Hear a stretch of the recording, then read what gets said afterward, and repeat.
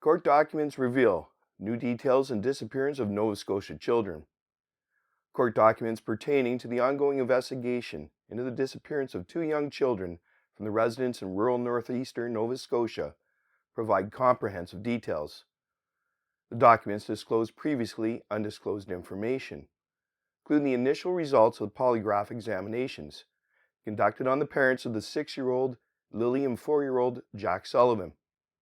These tests were administered on May 12th at the Bible Hill Detachment in Nova Scotia. Furthermore, the documents confirm that investigators discovered a second fragment of a pink blanket, which they suspect belongs to Lilly, in the wastebasket. These documents are part of court applications filed by investigators seeking authorization to conduct searches for phone records, banking records, and video footage related to the case. While some of the documents contain unproven statements made by law enforcement personnel, they were released to the Canadian press and other news organizations. Many of these documents contain redactions. According to a sworn statement by Corporal Charlene Jordan Curl of the RCMP's Northeast Nova Scotia Major Crime Unit, the children were initially reported missing on May 2nd at 10:01 a.m. from their home in rural Lansdowne Station, Nova Scotia. Their mother, Malia Brooks Murray, reported the incident to the police. Brooks Murray initially believed that the children had strayed from home, but the precise time she believed they went missing is redacted in the document. The police arrived at the scene at 10:27 a.m. The document also mentions that the most recent time the children were observed outside their home was on May 1st, when they were captured on video surveillance at a local Dollarama store in the presence of Brooks Murray and their stepfather, Daniel Martel. During their investigation, the Royal Canadian Mounted Police, RCMP, conducted at least 6 polygraph tests. The initial 2 tests were conducted on May 12th at the Bible Hill Detachment in Nova Scotia. Polygraph tests for Martel indicated his truthfulness, while the test for Brooks Murray revealed that she was truthful when answering specific questions, although the list of questions is redacted in the document. An unidentified investigator's conclusion at the end of a section discussing the results of both polygraph tests states, at this juncture in the investigation, the disappearance of Jack and Lilly is not considered to be criminal nature. The investigator further elucidates, I do not possess substantial evidence to substantiate the occurrence of a criminal offense. Given the ongoing state of Jack and Lilly's missing status, polygraph examinations were conducted to rule out this possibility. On May 28, Martel informed the Canadian press that he had successfully passed a polygraph test. However, the RCMP refrained from confirming or denying his claim at that time. Polygraph results, which quantify fluctuations within an individual's sympathetic nervous system or responding to questions, are inadmissible in Canadian courts. Nevertheless, these devices are regarded as valuable investigative tools. On June 10, the children's step-grandmother, Janie McKenzie, underwent a polygraph examination. However, another document indicates that her physiology was not suitable for analysis, and an opinion on the polygraph examination was not rendered. On June 12, 2025, the children's biological father, Cody Sullivan, also underwent a polygraph examination and passed it. His responses were deemed truthful. On July 2nd, Cindy Murray, Brooks Murray's mother, and her companion, Wade Paris, also underwent polygraph examinations and both passed, as per court documents. In July, the Royal Canadian Mounted Police, RCMP, announced that they were conducting forensic tests on a pink blanket discovered during the search of the heavily wooded areas near the children's home. At the time, the family confirmed the blanket belonged to Lilly, but investigators provided limited details. The recently released documents provide further insight into this aspect in the investigation. It is revealed that 3 family members found the blanket in a tree on Lansdowne Station Road on May 2nd, which is exactly 1 kilometer from the family home. A photograph was shown to the mother and stepfather, who confirmed that it was indeed Lilly's.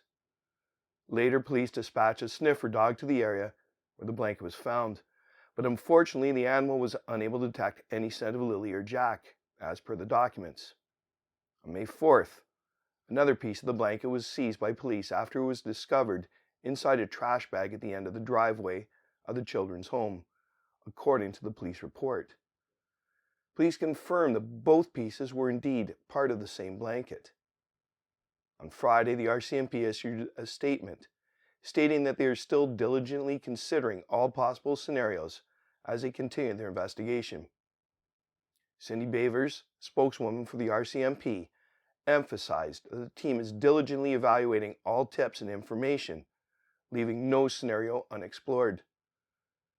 Bavers further clarified that investigators have and will continue to receive forensic results, including those related to the pink blanket, which they are currently assessing. As of now, the police have received over 760 public tips and have thoroughly reviewed more than 8,000 video files.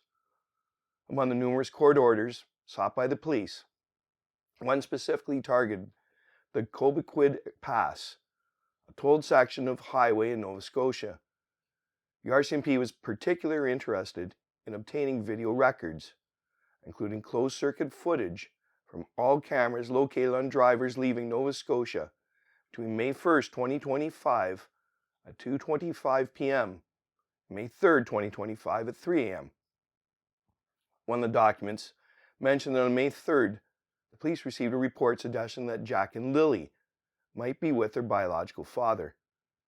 The report also noted that the police received 2 messages about this early on May 3rd, but the caller, who remained unnamed, lacked any concrete evidence and expressed a desire to thoroughly investigate all possible scenarios. According to the request for video footage from the Cobequid Pass toll plaza, Malia later reported to the police she had suspicion that Cody Sullivan, Lilly and Jack's biological father, might have picked them up and taken them to New Brunswick. Police met with Sullivan on May 22nd. According to a court document, he admitted to having been in a relationship with the mother, but had not seen her or the children in 3 years.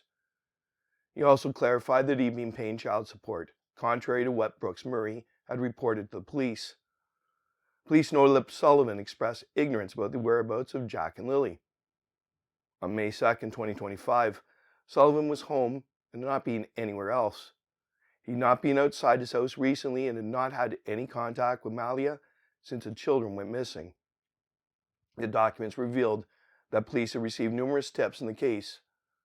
One such came from a witness who claimed to have seen 2 children walking along the side of the road on the morning of May 2nd. Natasha Haywood informed the RCMP on May 31st. She described seeing a young girl holding the hand of a young boy. The boy had dirty blonde hair and was wearing shorts, while the girl had darkish hair and pigtails and was wearing a tank top with blue strings. According to police, the children were walking towards a Caucasian female, approximately 50 to 60 years old, with a loose curl haircut. The female was waiting next to the passenger side of an older model tan or gold sedan with the back door open. In early June, law enforcement officers met with the witness near the coroner's office on Garlock Road and Lansdowne Station Road. The witness reported having observed the children walking northward towards Westville, New Brunswick, and indicating that the vehicle appeared to be in anticipation of their arrival. Subsequently, when the witness met with law enforcement again, Haywood estimated that the female child was approximately 9 or 10 years of age, while the male child was 5 years old. The documentation indicated that investigators were diligently working to ascertain whether the children in question were indeed Jack and Lilly. Nevertheless, the documentation also stated that none of the previously received tips had resulted in the identification of the children's location or provided any information that had been corroborated by the ongoing investigation. Because every case deserves answers, and every victim deserves justice. Subscribe now to Ontario Cold Cases, Canada's True Crime Podcast. Episodes available wherever you get your podcasts.